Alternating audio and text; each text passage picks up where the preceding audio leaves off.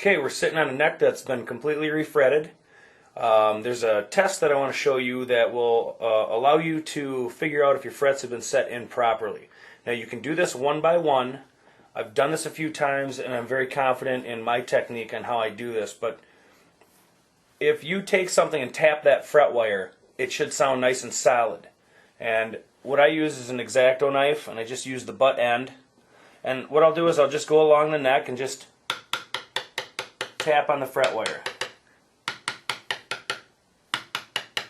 Now if you tap on the end, you're going to hear a different tone. I hope you can hear this on camera.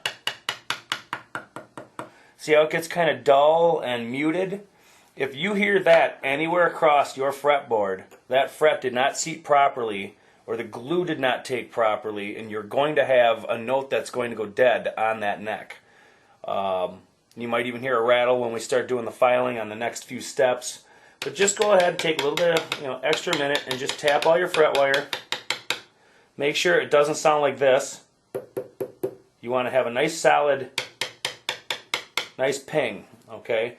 If you hear any of this in the center of your fretboard, you can run a small bead of glue on the side and it'll suck into that slot and it will solve the problem. So you don't have to go back and refret that slot.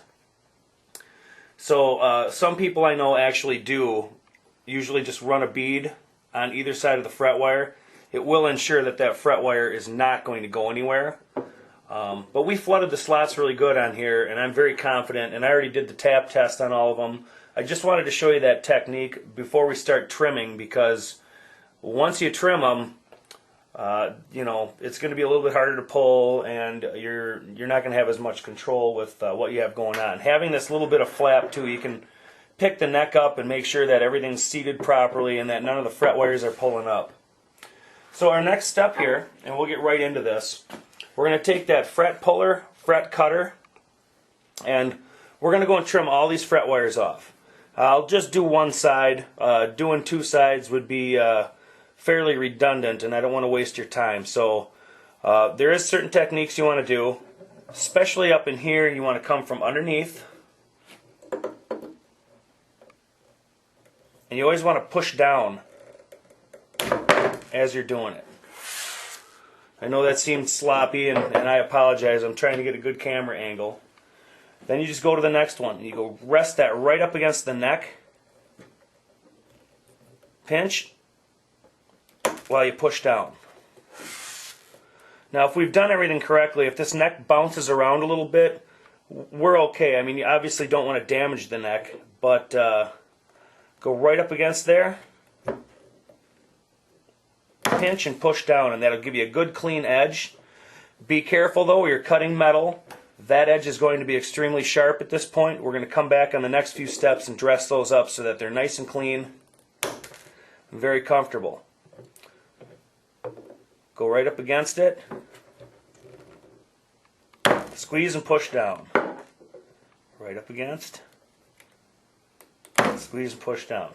Now, the farther down the neck you get, the more space you have in between the fret wire and the easier this is going to get.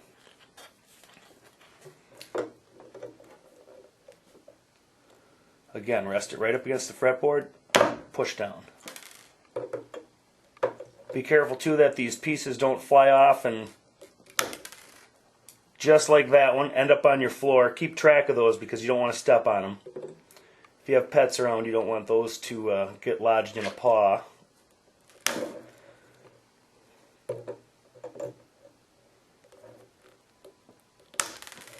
And these clippers are great too. They're extended up here so that you can get like right up underneath. Gives you that extra access you're going to need to get a good clean cut.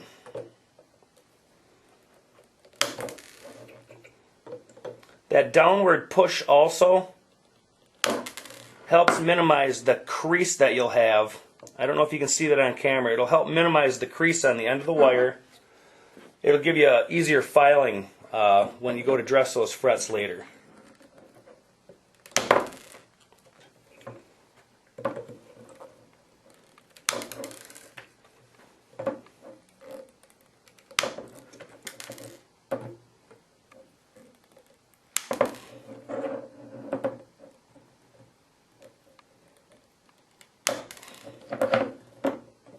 down to the end here.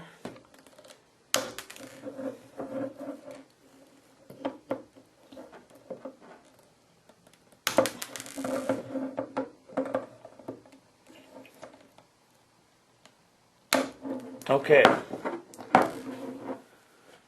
now let's just sort of take a look at this. We've got a nice straight edge there, right with the neck. We've got some good clean cuts. Rather than waste any more of your time watching me cut fret wire, I'm going to do the other side. It's the same identical process. We'll just flip the neck over and just start going. Once that's done, what we're going to end up doing is showing you techniques on how to clean up these ends, get that bevel properly in, and then if you've ever owned a very inexpensive, say, import guitar, and you run your hand up against that, the edge of the fret wire, and it scratches you, I'm going to show you techniques on how you can get that so smooth that this square neck, for example, is going to play and feel like a $1,200 custom neck. So we'll get into that later.